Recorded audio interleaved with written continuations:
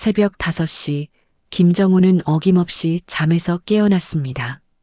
78세의 몸은 이미 오랜 습관에 길들여져 있었습니다. 낡은 알람 시계가 울리기도 전에 스스로 눈을 뜨는 것이 그의 일상이었지요. 작은 시골 마을 끝자락에 자리한 그의 집은 수수했습니다. 기와 지붕이 군데군데 이끼로 물들어 있었고 담장은 세월의 때가 묻어 있었습니다. 하지만 집 앞마당만큼은 늘 말끔히 정돈되어 있었지요. 특히 현관 옆에 세워진 작은 비석 주변은 더욱 그랬습니다. 오늘도 좋은 하루 되겠습니다. 김정우는 비석 앞에서 조용히 인사를 건넸습니다. 비석에는 여러 개의 이름이 새겨져 있었는데 마을 사람들은 그것이 무엇인지 궁금해하면서도 감히 물어보지는 못했습니다. 그저 할아버지의 개인적인 추억쯤으로 여겼을 뿐이었지요. 마을 사람들 눈에 김정우는 무뚝뚝한 노인이었습니다. 인사를 해도 고개만 살짝 끄덕일 뿐 말수가 극히 적었지요.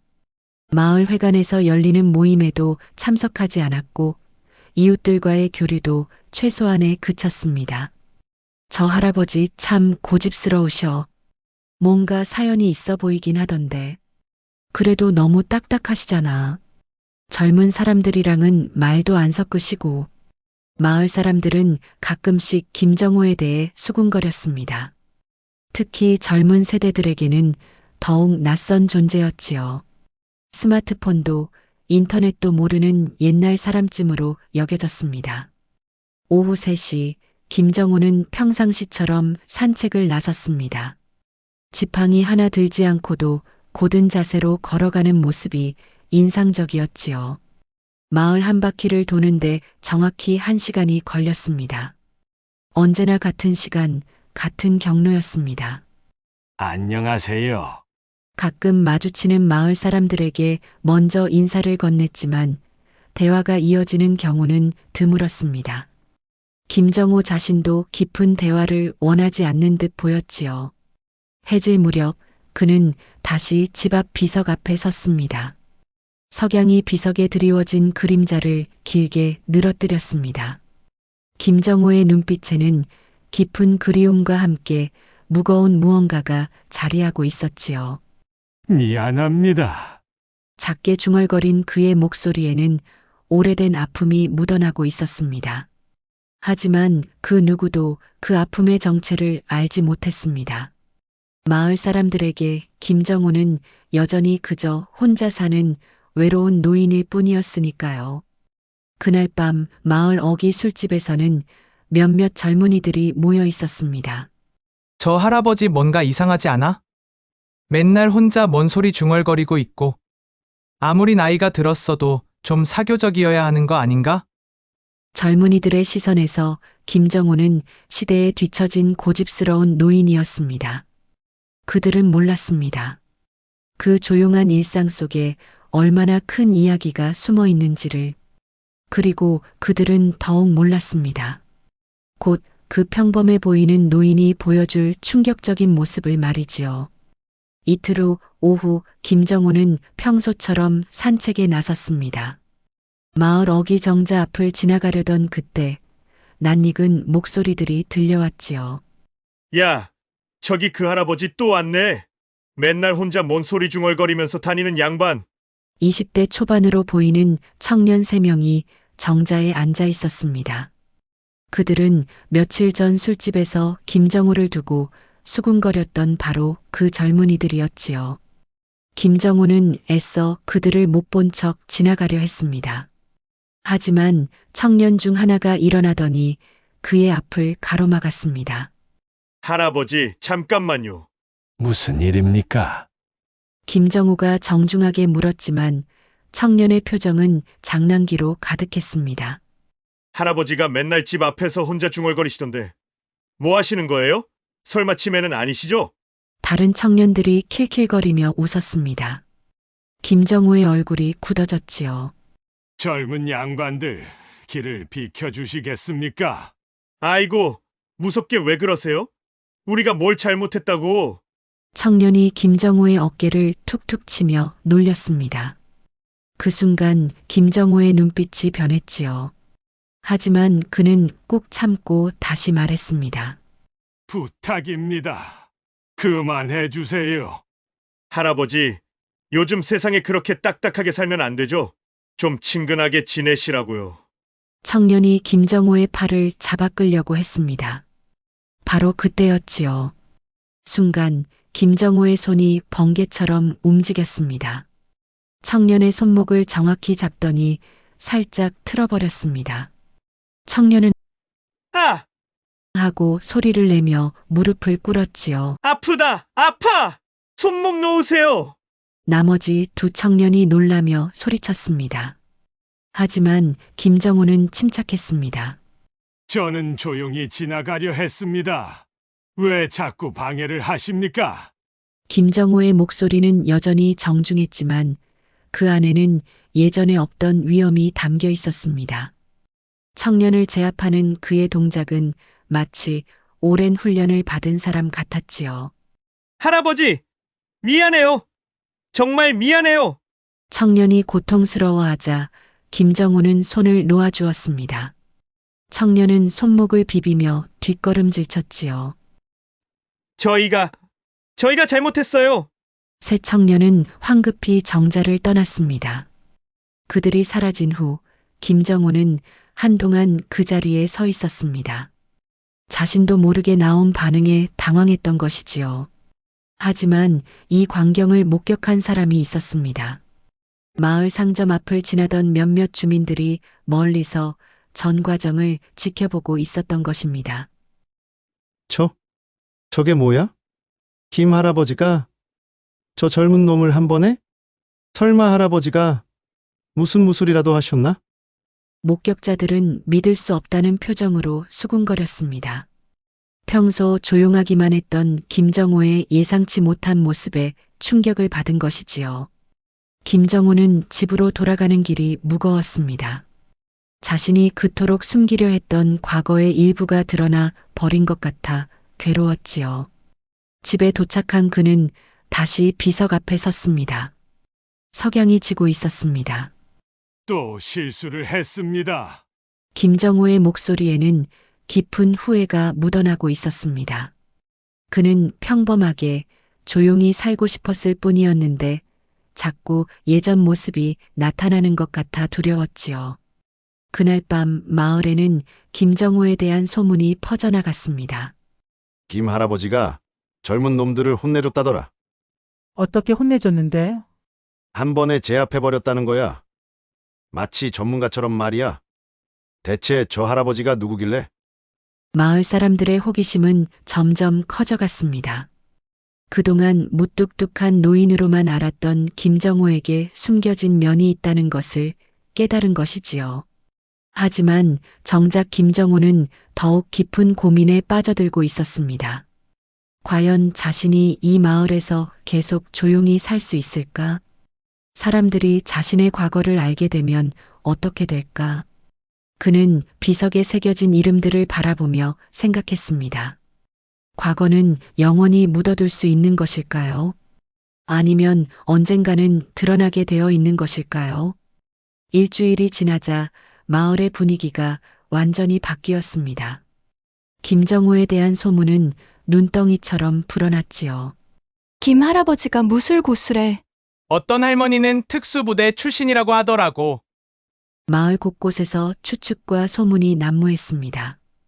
김정호는 하루하루가 견디기 어려웠지요. 길을 걸으면 사람들의 시선이 따라왔고 속삭이는 소리가 들렸습니다. 더욱 힘든 것은 젊은 세대들의 시선이었습니다. 그날 정자에서 일어난 일이 소셜미디어를 통해 퍼져나갔던 것입니다. 김정호는 산책 시간을 바꿔보았습니다. 새벽에 나가기도 하고 늦은 저녁에 나가기도 했지요. 하지만 피할 수 있는 것은 한계가 있었습니다. 그런 어느 날 오후 마을 초등학교 교사인 박소연이 김정호의 집 앞을 지나가고 있었습니다. 평소 역사에 관심이 많았던 그녀는 문득 비석에 시선이 머물렀지요. 박소연은 조심스럽게 비석 가까이 다가갔습니다. 비석에 새겨진 이름들을 하나씩 읽어보았지요. 총 15개의 이름이 새겨져 있었습니다.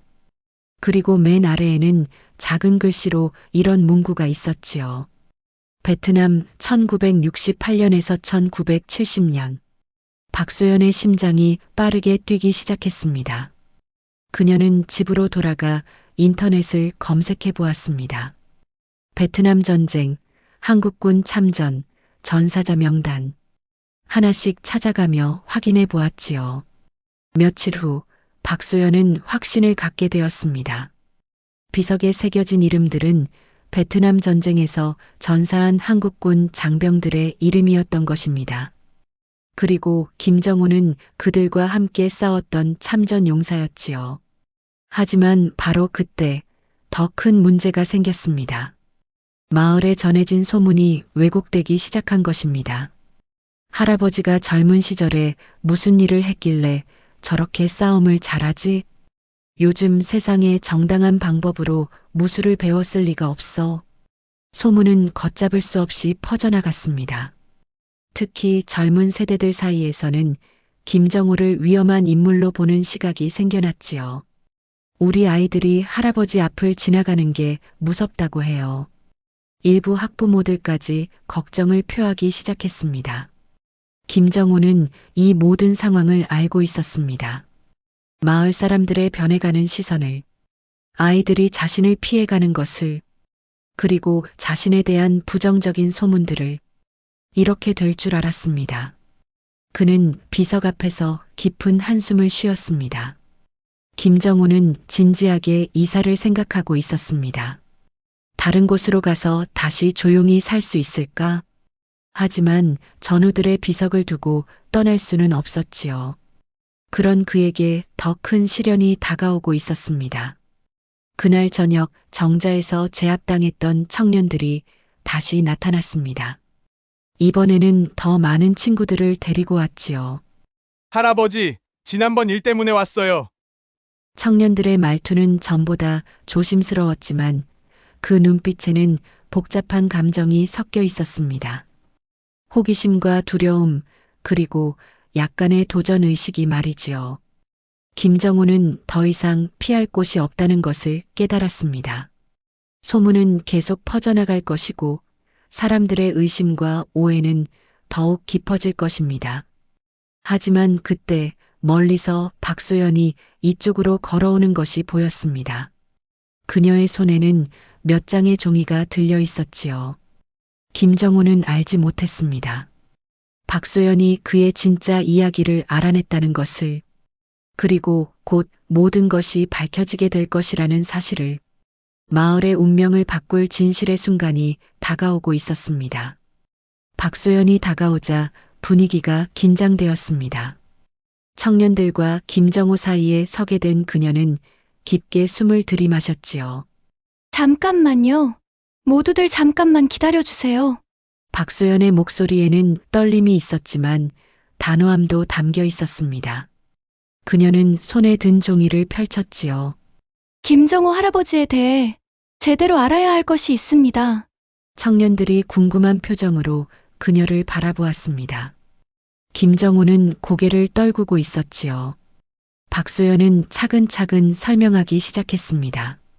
비석에 새겨진 이름들의 의미를, 베트남 전쟁 참전 사실을, 그리고 김정호가 얼마나 많은 전우들을 구하려 애썼는지를. 할아버지는 영웅이셨습니다. 청년들의 표정이 점점 변해갔습니다. 놀라움, 부끄러움, 그리고 존경이 차례로 스쳐갔지요. 그런데 왜 말씀을 안 하셨어요? 한 청년이 조심스럽게 물었습니다. 김정호가 천천히 고개를 들었습니다. 그의 눈에는 오래된 슬픔이 서려 있었지요. 자랑할 일이 아니었습니다. 그의 목소리는 작았지만 진실했습니다. 친구들을 모두 지키지 못했거든요. 순간 모든 사람들이 침묵에 빠졌습니다. 김정호의 깊은 상처를 느낄 수 있었기 때문이지요. 박소연이 다시 입을 열었습니다. 할아버지는 매일 아침 전우분들께 인사를 드려요. 그리고 미안하다고, 고맙다고 말씀하세요. 청년들 중 한 명이 눈물을 훔쳤습니다. 그들은 자신들이 얼마나 큰 실수를 했는지 깨달았지요. 할아버지, 죄송합니다. 저희가 정말 잘못했어요. 청년들의 진심 어린 사과에 김정호는 고개를 저었습니다. 괜찮습니다. 여러분은 몰랐던 일이니까요. 그때 멀리서 마을 사람들이 하나둘 모여들기 시작했습니다. 박소연의 설명을 듣고 온 것이었지요. 김 할아버지가 참전 용사셨다고요? 그동안 우리가 얼마나 무례했던지. 사람들의 시선이 완전히 바뀌었습니다. 의심과 두려움이 존경과 미안함으로 변해갔지요. 마을 이장이 앞으로 나섰습니다.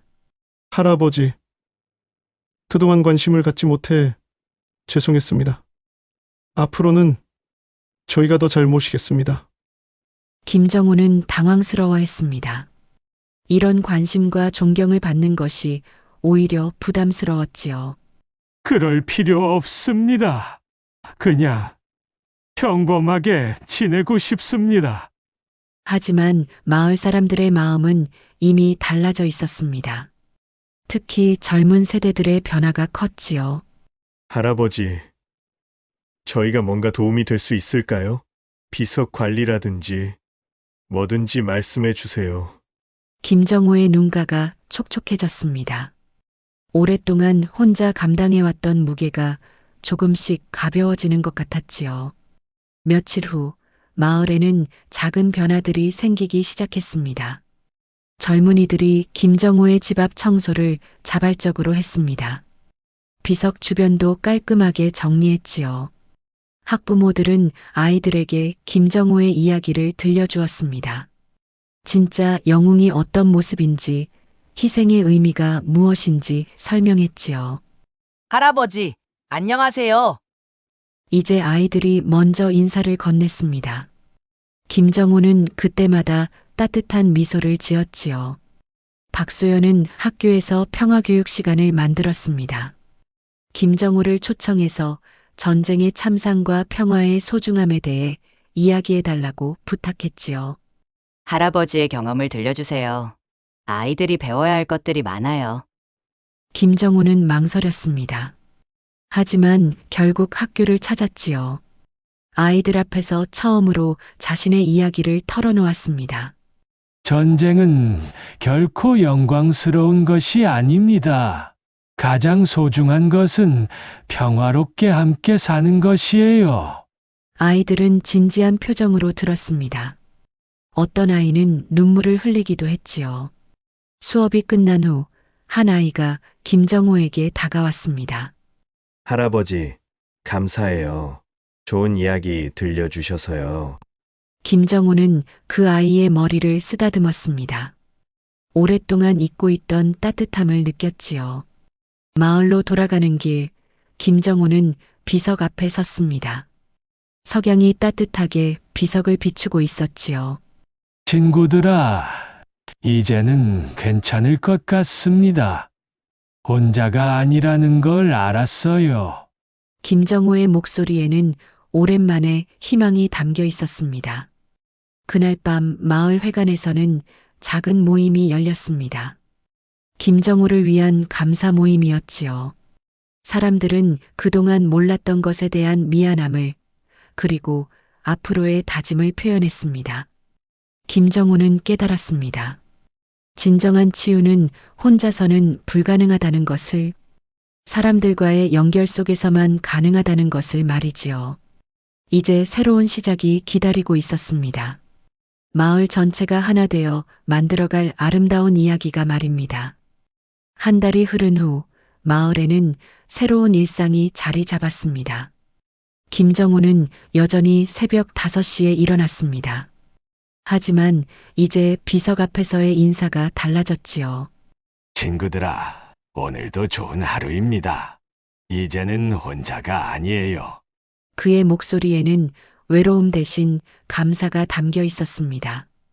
오후 산책 시간이 되면 아이들이 먼저 달려왔습니다. 할아버지, 같이 걸어요. 오늘은 어떤 이야기 들려주세요?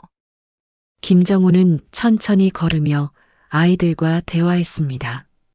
옛날 마을의 모습에 대해, 평화의 소중함에 대해 이야기했지요. 박소연은 매주 한 번씩 김정호를 찾아왔습니다. 학교에서 있었던 일들을 들려주고 아이들의 안부를 전했지요. 아이들이 할아버지 이야기를 정말 좋아해요. 평화에 대해 진지하게 생각하게 되었다고 해요. 김정호는 고개를 끄덕였습니다. 자신의 아픈 기억이 아이들에게 의미 있는 교훈이 된다는 것에 위안을 느꼈지요. 그날 정자에서 마주쳤던 청년들도 변했습니다. 이제는 김정호를 보면 먼저 인사를 건넸지요. 할아버지, 안녕하세요. 혹시 불편한 일은 없으세요? 특히 맨 먼저 시비를 걸었던 청년은 자주 김정호의 집 앞을 지나며 안부를 물었습니다. 할아버지, 제가 뭔가 도움이 될 일이 있을까요? 김정호는 그런 젊은이들을 보며 미소 지었습니다. 세대를 넘나드는 진실한 마음을 느낄 수 있었기 때문이지요. 어느 날 저녁 마을 이장이 김정호를 찾아왔습니다. 할아버지, 부탁이 하나 있습니다. 마을 회관에 작은 전시 공간을 만들려고 하는데요. 이장의 제안은 간단했습니다. 김정호의 이야기와 베트남 전쟁에 대한 자료를 전시해서 후세에 전하자는 것이었지요. 김정호는 한참을 망설였습니다. 제 이야기가 그렇게 중요한가요? 중요합니다, 할아버지. 박소연이 대답했습니다. 할아버지의 기억이 우리 모두의 기억이 되어야 해요. 김정호는 결국 동의했습니다. 개인의 아픔을 넘어 공동체의 교훈이 될 수 있다면 그것도 의미 있는 일이라고 생각했지요. 전시 준비 과정에서 놀라운 일이 일어났습니다. 마을 사람들이 자발적으로 도와나선 것입니다. 젊은이들은 온라인에서 자료를 찾아왔고 할머니들은 전쟁 시절의 기억을 나누었습니다. 아이들은 그림을 그리고 편지를 썼지요. 할아버지께 감사합니다. 평화가 소중하다는 걸 배웠어요. 한 아이가 쓴 편지였습니다. 전시회 개막일, 김정호는 처음으로 많은 사람들 앞에서 자신의 이야기를 풀어놓았습니다. 저는 영웅이 아닙니다. 다만 친구들을 기억하고 싶었을 뿐입니다. 그리고 다시는 이런 일이 일어나지 않기를 바랄 뿐입니다. 청중들은 조용히 들었습니다. 어떤 이는 눈물을 흘렸고 어떤 이는 깊이 고개를 숙였지요. 전시회가 끝난 후 김정호는 다시 비석 앞에 섰습니다. 마을 사람들이 가져다 준 꽃들이 비석 주변을 아름답게 장식하고 있었지요. 친구들아, 이제 여러분도 혼자가 아닙니다. 마을 사람들이 모두 여러분을 기억하고 있어요. 김정호의 목소리에는 깊은 평화가 담겨 있었습니다. 그날 밤 그는 오랜만에 깊이 잠들었습니다. 악몽 대신 따뜻한 꿈을 꾸었지요. 전우들이 미소 지으며 이제 괜찮다고 말하는 꿈을. 새벽이 되자 김정호는 언제나처럼 일어났습니다. 하지만 이번에는 무거운 마음이 아니었지요. 비석 앞에 선 그는 고요히 말했습니다. 오늘도 좋은 하루가 될 것 같습니다. 마을에는 평화로운 아침이 찾아왔습니다. 사람들이 하나씩 깨어나고 아이들의 웃음소리가 들려왔지요. 김정호는 깨달았습니다. 진짜 영웅은 스스로를 드러내지 않아도 그 삶이 곧 증거라는 것을, 그리고 기억은 혼자 간직하는 것이 아니라 함께 나누는 것이라는 사실을 마을 사람들도 배웠습니다. 진정한 소통은 세대를 넘나드는 것이며 과거의 아픔을 현재의 지혜로 바꿀 수 있다는 것을. 그렇게 작은 시골 마을에는 새로운 이야기가 시작되었습니다. 기억과 화해, 그리고 희망의 이야기가